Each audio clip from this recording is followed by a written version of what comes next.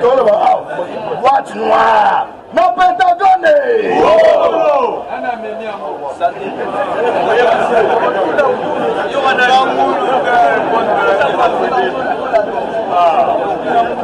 Parti pour la enquête, il y a Kashuana.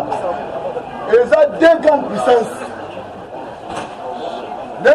Déjà, les États-Unis à Pessi, personne n'a eu. Et pas parti. Et quoi qu'il a dit, parce qu'on attend moi les mêmes boîtes noires. N'a qu'à dire na monde va doit technologie des pays wana. Yo oko sabona ni yango. Awa na wala ba comme Yesu. Na wa za pena combattre bandokoma. Mais net ozawa wana bisa melo moko. Makamna biso ide presse kolongate mutalamunga ayana loyenge sabonte. Les mêmes bateaux de Botemga, qui se dit les couches au qui m'en va moi c'est pile. Bando, hypocrite. Celui qui a moyen a un bon dialogue. Sans plus tarder, on continue à m'assurer un mot. Et là, quand les personnes arrivent à combattre une presse, ils sont tombés 37 ans dans la politique. Il faut qu'il y ait un campus, à ça la politologue, à foutre mon mot malgré ça comme il doit être, on comprend la politique. Mais à travers l'UDPS, à travers Tshisekedi, à travers les politiques, et ça comme ça peut être le bien éternel. Donc un combattant l'UDPS a la capacité. Donc ça m'a et ça n'a 2020. Ça va monter. Oui, ça va la campagne. Bon, ma tabo kita. On vote, c'est Chile mon pays. Président. Donc, on a premier effet. Yo mutozo mona Kabila za makasi. Et na osa combattre une presse. Il faut même connaître toza na deux adversaires. Ya liboso aza un peu influent compte tenu à 18 ans déjà Kimboka a été généraux. Mais sur le plan Libanda, Aza soutient à mon côté. Deuxième adversaire, Aza un peu influent côté d'impérialiste. Il a deux plans. Premier plan va imposer, il faut le rater. Deuxième plan, c'est la transition à Dimoukouek. Donc, on a combattu, on comprend. Elle est comme ça, elle est permanence. Mais quand vous êtes combattant, il est presse. Alors, le bateau, tout le monde est combattant. Tout le monde attends, quand la mort de combattre, il y a comme il n'a pas au père, tu es sur la 11e mai. Attends, quand la mort, tout le monde est ah, nous avons là.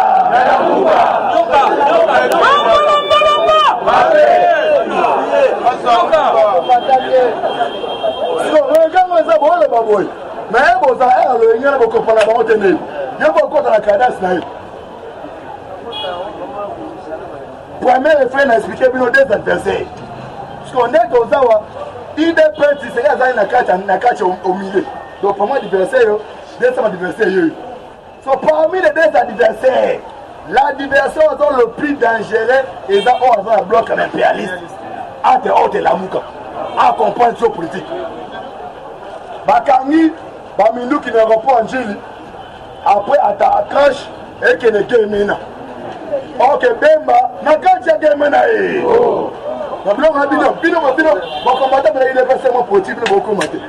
Les mêmes jours à crash, on y voit Katanga, Katakatanga, Wakatuma, Wabima. On va avec un bon récit. Maintenant, les faits, ça a des dessins animés. À coup, faut rater. Il n'a pas dit ça. Troisième effet, la carte africaine, combattre la carte africaine, on n'a pas assassiné un président africain. Bien d'abord, c'est un coup d'État. Il faut monter au courant et ça la communauté internationale. Et c'est Kabila. À ça la soutien de la communauté internationale. Donc il faut me retourner. Il faut me tourner la question. Si Mouzé a été assassiné, c'est un plein à miner.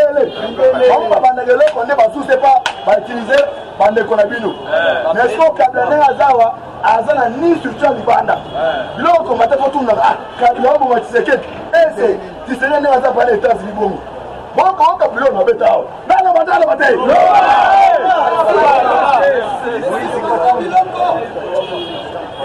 président azalaki au courant eloko yo pendant les États-Unis ezali prévu azonga déjà enfant et bana mai yo comprendre bango te babisa non chef kebe tobe d'abord président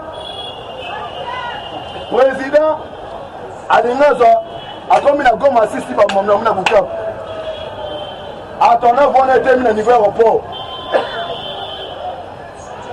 ministre de la défense approche la carte à voiture aye pas la carte aéroport kweli elle a commis basani maramunyoso mwana maya mati la carte avion afandi bo et c'est 30 minutes on peut ça ordre de collège hotel non non qui est soute oh ok soute kana do test na ok soute ok soute atiti ba ba koti ba démarrer ba kei so problème ma point ezani basi chaîne moko ya peu perdu mais on ka mutake na télévision azo ba biloko eza censé eza o eza faire manger na za fait na bise manchoir d'ailleurs na ba bise mairie avant après c'est François 17h yem tole après tu t'en eka yem to vota ba bo eza na bio yem to ta mona président on préfère ce président seulement abia ti on beya to o te to lenga l'ambassade moi ya Japon awa na ti na libanda mais mo to te bisanga abia ti on beya na la représentation information o ato boy no landa o maman na chauffeur donc et avant chauffeur combattant ma casse to mana ba marche belé jeune il m'a fait perdre en plein débat dans son belle carte canatine ya bi que non batuana bazo silika ona baba kama cash o se bi se za cash bon ba éviter batuna bien ngasi be formation yoka ngasi be formation avait décollé chauffeur wala kedaki tina carte voiture a démarré climatisé yo kananu a démarré climatisé ne fait le quoi là quand la carte là papa pour qu'il y ait la zone de information puis surtout ba musu ba voyageur ba yebi avant avion est décollé barbara c'est votre nene même téléphone ba kanaka yango alors ndenge nini yo aucun chaîne à télévision on va que non chauffeur et avait décollé à Kenya a démarré climatisé à voiture blindée et là pour nous le bas aussi à moi et puis la carte avion et si ka ba cadavre de mekota na bi se ba coller kota ba to comme akuna te on a moment ni oyo bi que non chauffeur à Kenya qui à côté a démarré climatisé c'est que ni kama ça ni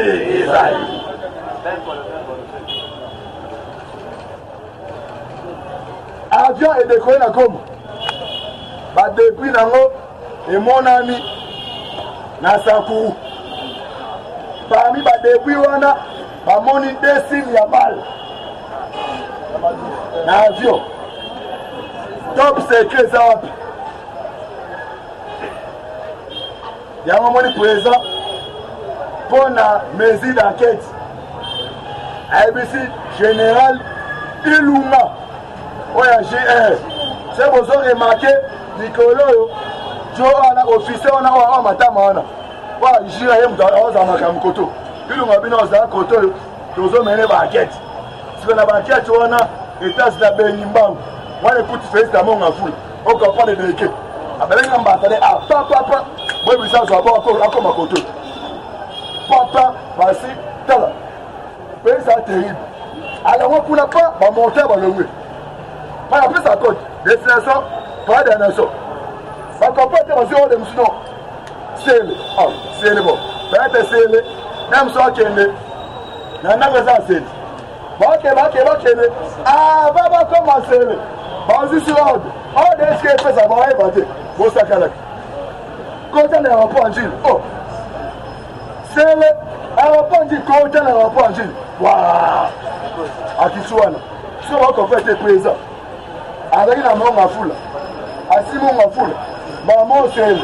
Avant de la célébrer, aéroport. On a des gens. Bien au ça, maman. Maman n'avait pas appris à faire pénérer. Attends, des assemblées États-Unis. Pendant même aller.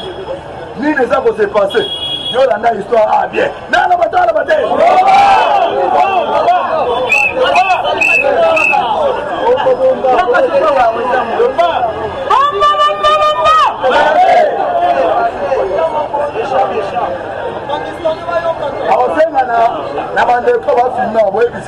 Il y a des histoires au Katakata.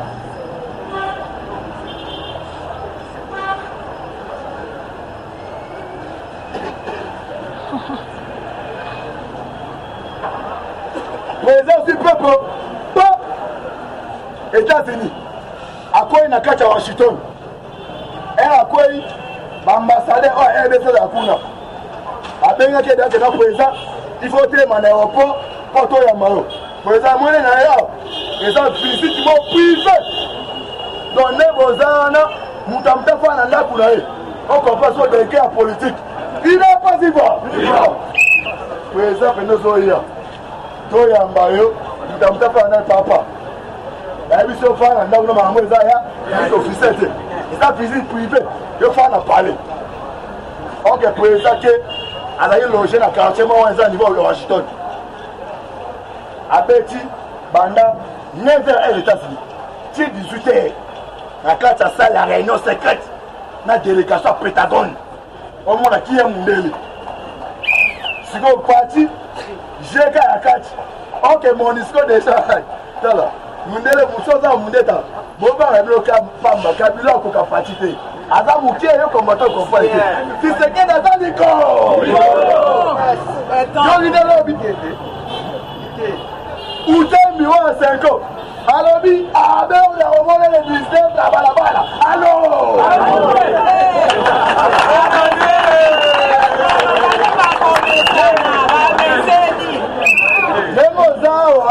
Oze badati papa zokwe hao. Apache sasa wewe badati wao. Na mwasi atomba. Bakwe hao. Ah izako linda. Izako hii. Linda badala badala. Sasa.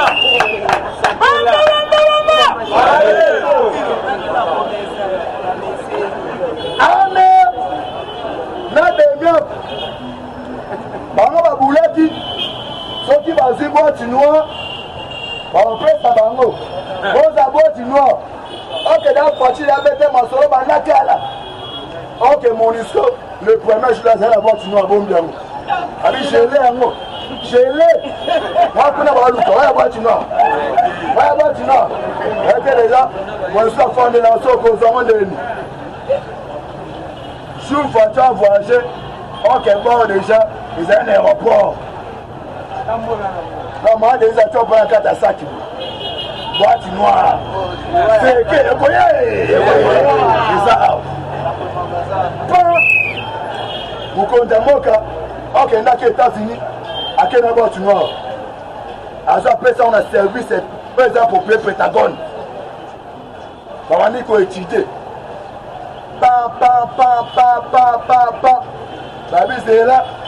Comme il y a 12 ans. Yo savons on a parlé de pression résultat.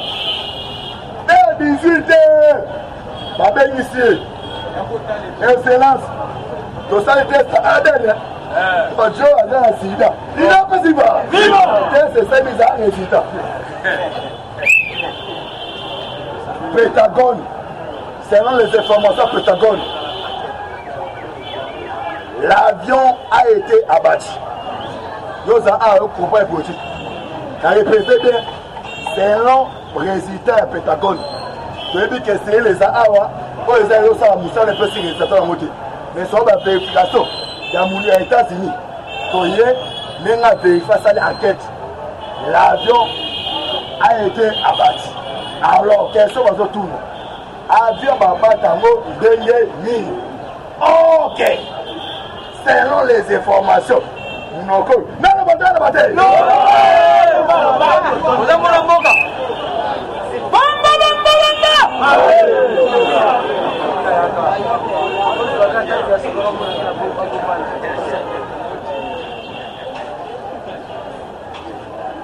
Selon les informations, un avion décollé. Comme météo, et ça qui m'a au niveau moi-même. Et ça qui est permutation. Il faut permettre côté à Wanda, et même le village qui est Kiseni ya frontière. Moi c'est moi Kokoso, et Kota Kiwana, un peu notamment à Kokoso, avec pété Kota Kiseni. Alors, tout le monde, est-ce que avion, et ça qui a bâti, à partir de Kiseni, point d'interrogation. Mais tu sais que déjà, à ça, la information, ça tire. Il y a mon état d'habitude, tu peux vous aider. Max Stoker. Tout le monde Max Stoker, les amis. Et ça, ben, lui, compter. Oh, le secrétaire, il est la carte. Papa, l'image, il est compter. Babi, non, c'est là. Cathy, c'est là. Continue. Et quand il y a son gâté, les félices. Soko za mutala muko zonyo kama ya bamba bamba lele ya bamba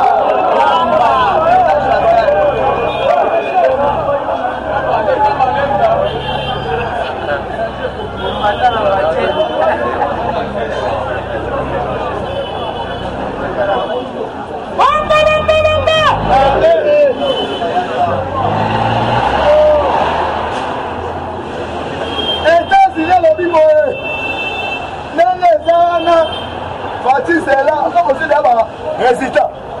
Ok, on s'en va solo. So Fati, il y a boulé caca, et ça Jeep, Mercedes-Benz, et ça cher Mercedes, ils ont coûté $120 000. Mais Pentagone a joué un mot. À quel endroit tu as Pentagone? À tirer un mot, ma discipline, ma prochette, ma voiture, ben non, mais elle a un téléphone. Je ne sais pas téléphone comme au Tchamilo. Quand tu mets moi, je comme ce qu'on blende. Les gens mais c'est un mot. Fata dit merci. Alors que non, c'est une intimité. 6 hélicoptères stockés. 6. Donc c'est là, mon raison là. Surtout les gens là bien, mais on peut s'arranger. Bon, tu as peine à la mouko mon vraiment. Je vous donne ce rognon comment c'est hélicoptère. Là, pour la bus, bien l'entièreté, la mouka mamana. On a maman.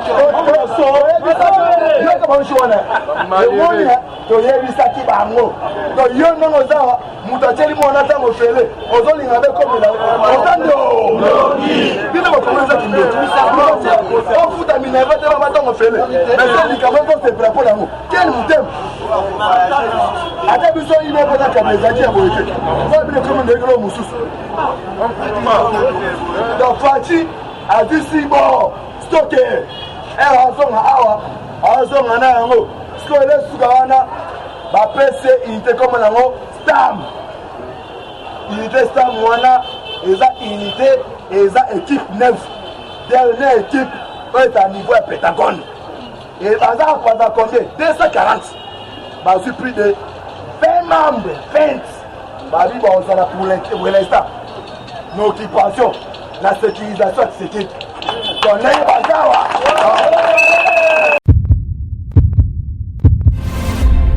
Faire parler de vous. Confiez-nous votre image et laissez-nous la transformer en une identité forte grâce à un accompagnement sur mesure et un suivi personnalisé. De la communication institutionnelle au marketing politique et commercial, Eshima Magazine apporte des solutions de communication à tout type d'entreprise, institutions ou personnalités. Notre parfaite connaissance des outils de l'information et de la communication, mais aussi notre expertise, sont des atouts pour vous conseiller en proposant des solutions efficaces afin de rendre votre communication adaptée, maîtrisée, attractive et persuasive. Tout un champ des stratégies de communication.